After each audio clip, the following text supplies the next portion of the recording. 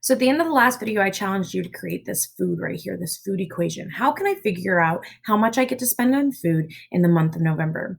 I made $1,200 and I want to spend 30% of it on food. So I'm going to go ahead and create an equation beginning with an equal sign saying B11 is equal to this. And I'm going to take the $1,200 in B9. I'm going to refer to it, not retype it, because if that number changes, like let's say my wage increases, that number is going to adjust and change. So I don't want to type the number back in as a hard number because I want all of this to be adjustable very quickly using all the cells that I've referenced. And then to get 30% of that, I'm going to go ahead and do some math. So I'm either going to subtract, add, multiply, or divide. When you're trying to create a percentage, you divide. So you take a number divided by a number to find out the percentage. But we're going the opposite way. We're trying to find a percentage of a number. So we're actually going to go ahead and multiply that. So I'm going to multiply by 30%. Okay, so we've got that in there. We found out we get to spend $360 on food that month. Here's the deal though. We learned, especially in our multiplication table, that you only have to create one equation. You are able to create an equation, fill handle that bad boy down, let go of your click, take all of those cells and fill handle them all the way across and still get it to work with the cell references that you've asked for. So we know that in this savings plan right here, we can fill handle down, let go, and fill handle across. Now, right now, it's not going to work. However, you know you can do it and you know that you can adjust that. So we're going to throw in some dollar signs here. So I'm going to go ahead and go back to where I was, where I have no cell. I haven't fill handle down, but I'm going to think about here. What do I need to keep consistent? As I move down, where are my numbers? As I move across, where are my numbers? And what do I want to change as I move? And what do I want to stay constant? So you really need to ask yourself, where are the numbers consistently at as you move across so you can lock things in place? So I want you to pause the video here and try and get this to work so that when you have dollar signs in that equation, you're going to need multiple.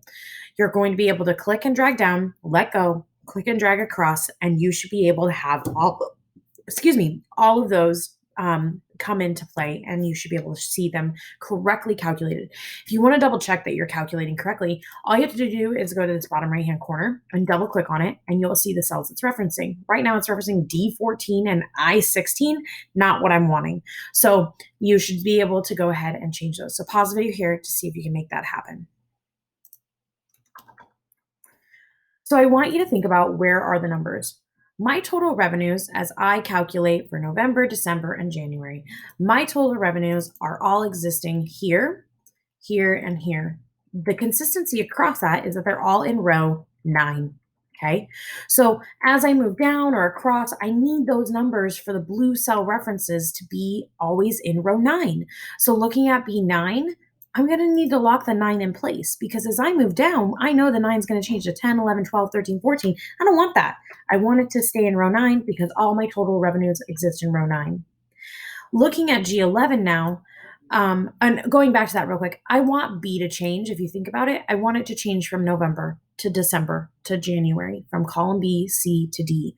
So I'm going to leave the B alone.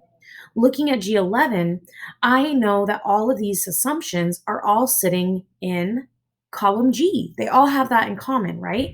I want the 11 to be changing. I want it to be calculating food in row 11 and then hobbies in row 12 and 13 and 14. So I want the number to change as I move, but I don't want the column to change. It's not going to go over to H and I. There's nothing over there. Okay, so I'm going to lock that G in place. I'm going to hit the check mark there, and with both row 9 where my numbers are and column G where my other numbers are, I'm going to be able to, with those locked in place, fill handle this down, let go of my click, and fill handle it across. You can see it's going to calculate it for me, figure it out, and now if I go over like close, and let's say I only want to spend 8% on close, I'm going to go ahead and type an 8 in there and hit enter. It'll adjust all three columns, all 3 months, all at the same time. It's beautiful. Okay. So this is really important for you to understand, that when you have these references like this, as things adjust, they will all adjust. So let's go up here for a second.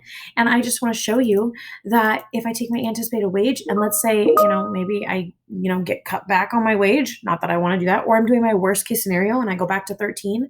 I can type in 13, hit enter. Everything adjusts. Did you see that? Did you see that? Watch these numbers. I type in 13, I hit enter. My job adjusted, my total revenues adjusted, my food, everything, all my expenses adjusted automatically, month by month, easy peasy, no questions asked. I didn't have to do anything in there. So, this is how you can really start utilizing cell references to truly make things be amazing in your spreadsheet.